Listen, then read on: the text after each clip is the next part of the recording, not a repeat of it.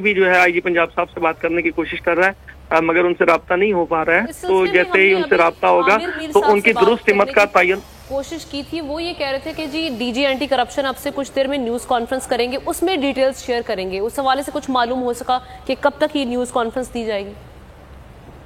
बिल्कुल आमना, देखिए अब सबसे पहले तो जैसे ही उन्हें गिरफ्तार किया है, उनकी बाहिफाजत मुंतकली किसी जगह पर इस वक्त जो पुलिस है और एंटी करप्शन है, ये उसके लिए टास्क है, क्योंकि चौधरी परवेज इलाही साहब साबिका वजीर आला रह चुके हैं और पंजाब की सियासत में, पाकिस्तान की सियासत में एक बड़ा नाम है। और उन्हें मखसूस जगह पर मुंतकिल, जहाँ पर थाना में या एंटी करप्शन थाना में मुंतकिल करने के बाद वो जो है बातचीत करेंगे और उससे ये अंदाजा होगा। ये जानना चाहूंगी कि जिस वक्त गिरफ्तारी अमल में आई, ये फुटेज भी हम देख रहे हैं, इसमें खातून भी एक दिखाई दे रही हैं। क्या इनके अहले खाना भी इस गाड़ी में मौजूद थे, जिनकी जानिब से थोड़ी सी मज़ाहमत की गई जब परवेज इलाही को गिरफ्तार करने की कोशिश की गई?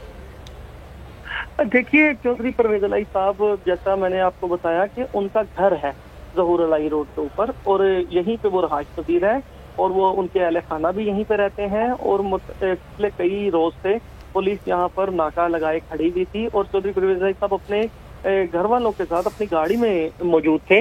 और जो जराए बता रहे हैं कि उनके अहले खाना में से हैं ये खातून जो फुटेज में दिखाई देती हैं। और चौधरी परवेज इलाही साहब क्योंकि अपने घर जाना चाह रहे थे, और जो तर्जुमान है एंटी करप्शन के, उनकी जानिब से अभी ये मौक़िफ़ सामने आया है कि चौधरी परवेज इलाही महकमा एंटी करप्शन को मुख्तलिफ जो केसेस हैं उनमें मसलूक थे और एक केस में उनकी जमानत कवलत गिरफ्तारी जो है वो खारिज हो चुकी है, जिसकी वजह से उन्हें आज गिरफ्तार किया गया। ठीक है, खबर आप हमारे साथ ही रहिए, जरा तजम्मुल से भी बात करते हैं। तजम्मुल बुखारी, आप बताइए, आपके पास अपडेट्स हैं कोई ताज़ा तरीन, क्या सूरत हाल बताई जा रही है?